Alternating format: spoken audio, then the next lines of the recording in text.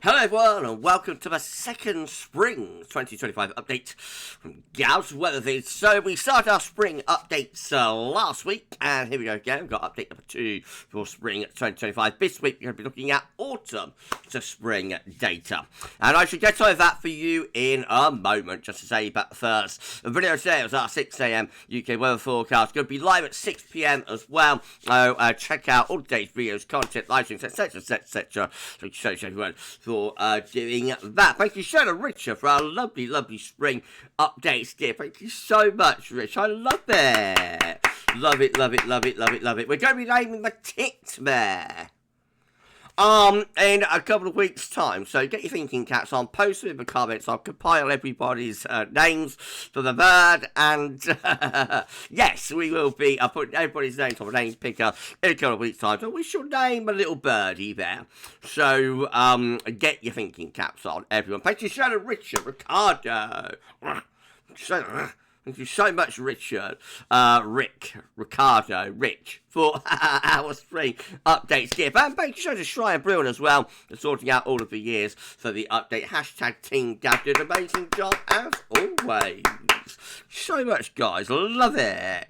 I love it. So much. Right, let's start off then. We're going to begin with the Central England Trenches. So this CET page from Hadley, going all the way back to 1659, but we don't want to go that far back, obviously.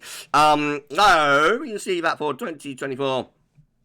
We had September coming in with CT of 14.0, October at 11.5, and November at 7.2. So we're going to be looking at springs following autumns with a CT range of 10.8 to 11.0, placing the autumn and now spring of 2024 and 2025 nicely slap bang in the middle of that range. Right, so our first autumn is 1968, meaning that our first spring is 1969. Now this follows on from a very cold February. It was a cold winter as well. High pressure south, low pressure north during this spring. So I think the early part of the spring of 69 is quite cold with a continuation of the winter pattern, but it does get milder as the spring progresses. Then we got spring of 1970, following autumn 1969. See what we're doing here.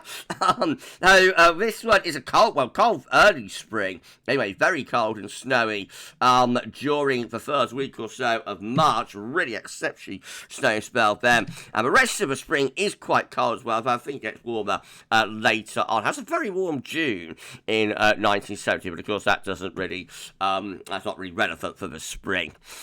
We've also got 1971, spring 1971, with lower pressure down here. So this is a more sort of anti-cyclonic, a rather easterly type spring, bit of a forgettable spring. That one, I think. Long gap then to 1994, but next time have an autumn with a CET range of 10.8 to 11.0 is 1994. Spring 1995 looks like that. This is quite a chilling early spring, but does get very warm into May, and we start the pattern of the summer off actually through this spring. So quite a wintry March, actually, quite a cold wintry March. There is a potent cold snap in April 1995 as well. Otherwise, though, a lot of dry weather through this spring, especially April and May gets hard. There's an early heat wave, very early heat wave actually, in the first week of May 1995, which really sets the tone, sets the scene for the summer to come. Bit of a teaser.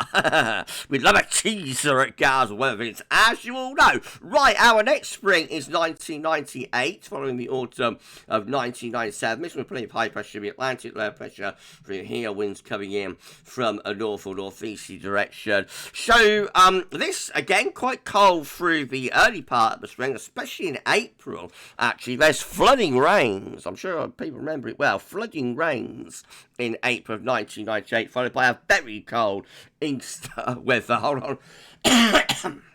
sorry, everyone, with quite a lot of snow as well during the early to middle part of April 1998. However, it all flips and turns on 6 months into May 1998, which is actually very dry and warm then. We actually have our summer in May of 1998, because the geological summer itself is really goes down too. It's really poor summer in 1998.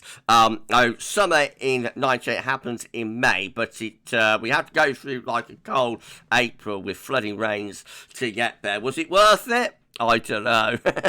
Well, then we move on to 2003. Now, this is one of those years where we have a very extended hot summer.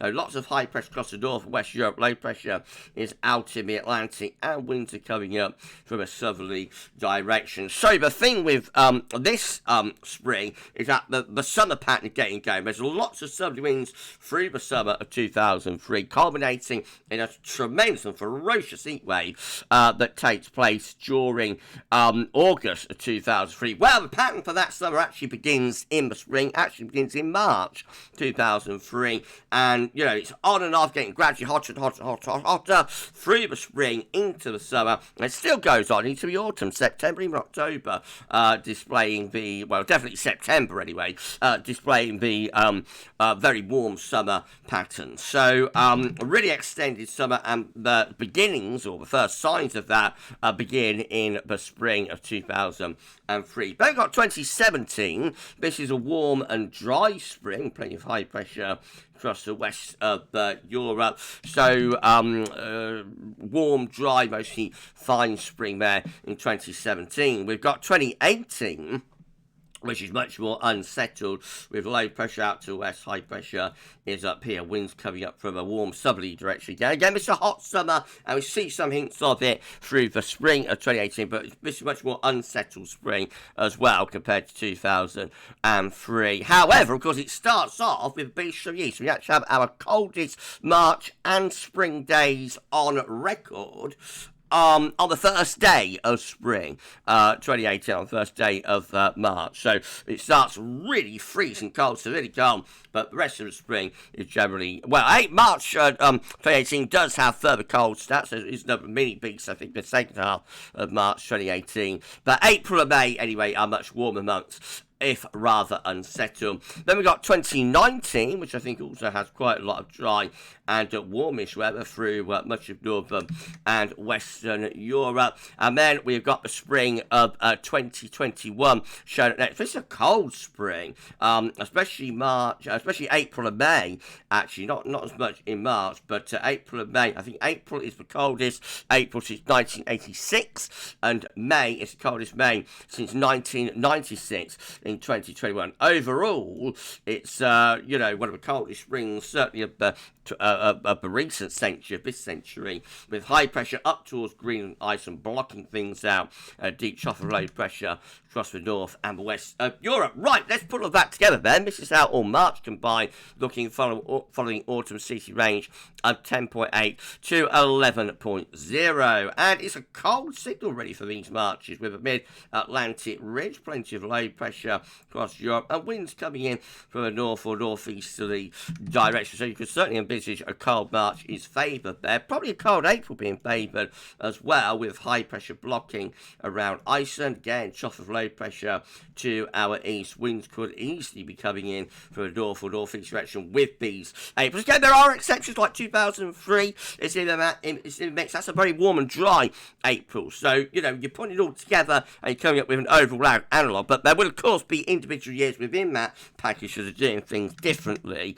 And then this is how all May's combined looking. Well, a little bit unsettled, but at least sort of warmer, with more of an Atlantic type flow and higher pressure up towards Scandinavia as well, bringing the wind in from the east potentially at times, maybe in an easterly month. That's a warm wind direction in May. However, overall, for all springs combined, following Autumn CET range of 10.8 to 11 degrees, it is a cold spring signal, with high pressure sort of blocking around Greenland ice and low pressure through the continent, and winds tend to be coming in from a north or a northeasterly direction. So the first set of analogues here with autumn spring data favours a cold spring. But what about England and Wales precipitation? Let's move straight on to that. So September's England and Wales precipitation came out like this: 154 millimetres. That was 203% of the long-term average. It was a wetter, significantly wetter than average September there. And then October came out at 102 millimetres, which was 100% of the long-term average, so nowhere near as dramatic there. And then we have got November, which is actually a drier than average month, came out with an England-Wales precipitation of 84.8 millimetres. That is 80%, or was 80% of the long-term average. So we're going to be looking for our next set of analogues at springs following autumns with an England-Wales precipitation range of 315 to 365 millimetres. Again, that places the autumn of 2024 and now spring 2025 nicely in the middle of that range. So let's do it all over again, starting off with the spring of 1951 following autumn 1950. And this one, again, quite a blocks of signal for the spring. Higher pressure up towards Greenland, lower pressure to the south and east of UK, winds coming in from the north-northeast direction. That looks like it's quite cold and unsettled spring to start us off. Then we've got the spring of 1968, which looks very unsettled, but probably not overly cold. I would imagine we bring the wind in from off the Atlantic a lot of the time. So an unsettled but probably quite mild spring in 1968. We've got 1982. This one looks a little bit better if you want a drier spring.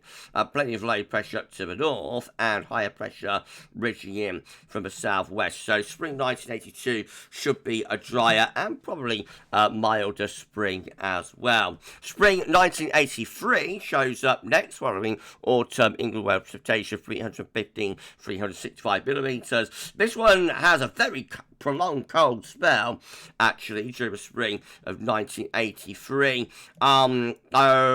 It's a classic white spring, actually. A lot of snow.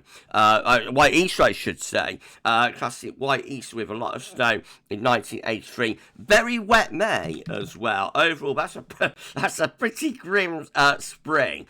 Cold, cold, often wintry in the early to middle part of spring, and then very wet in May. We've got 1988, I should say, following autumn 1987 next. This one with low pressure away to the east, high pressure is up here. It has a cold snap in April of 88. 1993 is a nice spring. This is our first really nice spring, I think, with high pressure towards Scandinavia, low pressure out in the Atlantic. Winds coming in from the east, often warm, often dry, very pleasant.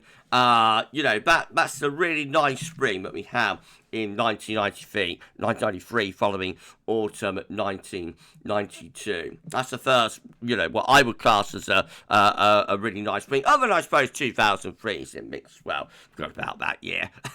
Got spring 1999, which is quite a warm spring as well, despite the analogue. So, a lot of mixed weather in this spring. There is a potent cold snap in April of 1999, but generally that's quite a mild spring and warm in May. 2003 is back again. It's the only year, I think, that repeats within these two sets of analogues, interestingly. So, as I explained earlier on, we set up the pattern of the summer during the spring of 2003 with a lot of dry and warm weather and southerly winds. They've got 2013 showing up next, following autumn 2012. This one, of course, very, very cold in March and April. With that big blocking area, high pressure towards Green, low pressure is to the east. It's the coldest March, I think, since about 1883 for the CET. I remember Easter 2013, which was in early April, was absolutely frozen. The ground's absolutely frozen solid. I've never experienced like an April and Easter like that. Extreme cold and extreme amounts of snow during March and April 2013, and pretty chilly into May 2013. 13 as well. We'd have to wait to July for anything warmer than average. That's a very cold spring. Let's hope that one doesn't repeat. And then finally, we've got 2023. So this one, again, with higher pressure out here and a bit of a hint of a northerly flow. I think that does have some cold stats, especially for the early part of spring 2023. Right, putting all of that together, this is how all Marches combined are looking following autumn England Wales precipitation of 315 to 365 millimetres, and we can see we have a blocking signal up towards Greenland, low pressure over into the East Countries, very similar to the first analogues package actually, with a cold and potentially wintry March being favoured there. All Aprils combined, there's a bit of a blocking signal, but it's more towards the Canadian side of Greenland, allowing low pressure in from the Atlantic. So a bit of a mixed signal for the Aprils, but probably milder. All Mays combined, looking pretty grim as well. Oh dear, with a deep trough of low pressure through the west of Europe. Looks like we're on the cool side of the jet stream with that as well. And then finally, all Springs combined following autumn England precipitation of 315 to 365 millimetres. Looking like this, very unsettled for the Springs with deep low pressure through the west of Europe, and a bit of a blocking signal as well. So both sets of analogues for autumn spring data favouring quite a cold sort of signal for these springs actually, although of course like 2003 there will be years that are deviating and exceptions to the rule. Right, we're done. If you've enjoyed the video, please do you like, share and subscribe, and thanks so much everyone for doing that. And just to say that the GavsWeatherVids, I should have given this to you at the start, the GavsWeatherVids Spring 2025 forecast will be released, let's get the date right, on Sunday the 23rd of February. That's the last Sunday of the month this year, so that will be the date that we are releasing GavsWeatherVids Spring 2025 forecast. It's going to be an exciting day, but we've got plenty of updates to get through before we get to that. Okay, we're done. Thank you so much to Ricardo.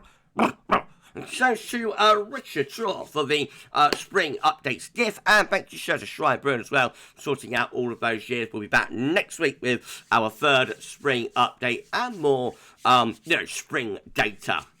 Check out live stream coming up at 6 p.m. I shall see you a little bit later on for that one. For this one, though, that's all for now. Thanks for watching. Enjoy your Sunday morning, afternoon, evening, whenever you're watching this video.